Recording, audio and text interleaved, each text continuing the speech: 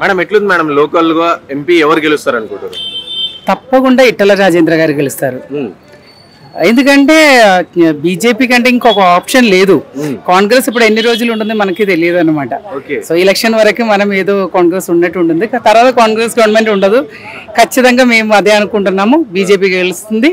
తప్పకుండా ఇట్టల రాజేంద్ర గారు మల్కాజిగిరి నుంచి ఎంపీగా గెలుస్తున్నారు. సో నార్మల్ గా చూసుకుంటే ఇట్టల రాజేంద్ర ఈ ఏరియాకి సంబంధించిన వారు కాదు, సో ఎలా గెలుస్తారు అనుకుంటున్నారు? ఇట్టల రాజేంద్ర గారి గురించి చెప్తే మొత్తం తెలంగాణలో అందరికీ తెలుసు. ఆయన ఒక పర్టికులర్ ఏరియాకు ఉండాల్సిన అవసరం లేదు. అలాగే వాళ్ళు ఉండేది కూడా ఇక్కడ దగ్గరనే, ఇక్కడ నుంచి ఒక 20 minutes ఉండేది వాళ్ళ ఇల్లు. అందే ఆయన చదువుకున్నది అంతా ఇక్కడనే.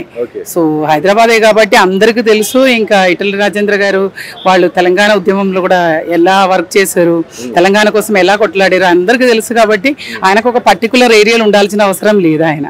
సో తప్పకుండా గెలుస్తారు ఆయన. సో ఈ మల్కాజ్గిరి ఏరియాలో ప్రధానంగా ఏం సమస్యలు ఉన్నాయి మేడం ఇప్పటివరకు చూసుకుంటే? మల్కాజిగిరి ఏరియాలో చెప్పాలంటే అంటే road problems, traffic vehicle problems ఉన్నది. ఒక మంచి ఫ్లైఓవర్ అంటే ట్రాఫిక్ మెయింటెనెన్స్ ఎక్కువ ఇంపార్టెంట్. అలాగే ఇప్పుడు మెట్రో స్టేషన్ కూడా ఉంది, కానీ కొంచెం దూరం అవుతుంది. అందరికి వెళ్ళడం రావడం ఇదన్నీ కూడా చాలా అవసరం. సో మల్కాజిగిరి ఇంకా డెవలప్ అవ్వాలి. అంటే ఒక ఊరని చెప్పలేము, ఒక సిటీ అని చెప్పలేము.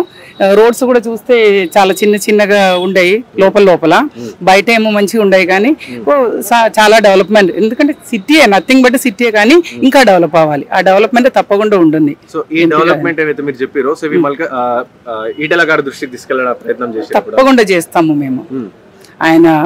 ఆయన వస్తారు మల్కాజిగిరిలో, ఆయన విజిట్ చేస్తారు. తప్పకుండా మా సమస్యలు చెప్తాము, ఆయన వింటారు, ఆ సమస్యను పరిష్కరిస్తారని మేము కోరుకుంటున్నాం. గతంలో రేవంత్ రెడ్డి ఎలా ఉండేది పరిపాలన? అంటే గతంలో రేవంత్ రెడ్డి గారు అంటే అందరికి తెలుసు, కానీ ఆయన గెలిచినాక ఒక్కసారి కూడా మల్కాజిగిరి వైపు తిరిగి కూడా చూడలేదు ఆయన.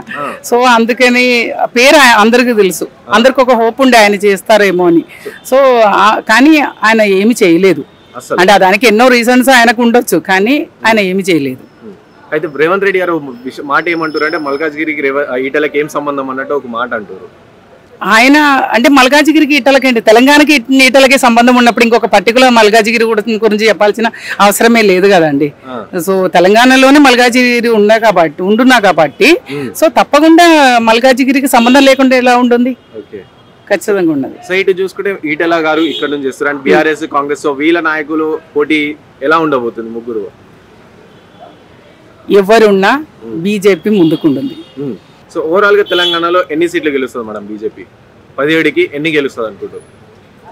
17కి 17 గెలిస్తే ఇంకా చాలా మంచిది అనుకుంటాము, కానీ 12 తక్కువ కాకుండా గెలుస్తుంది బీజేపీ అని తప్పకుండా మా నమ్మకం. Thank you.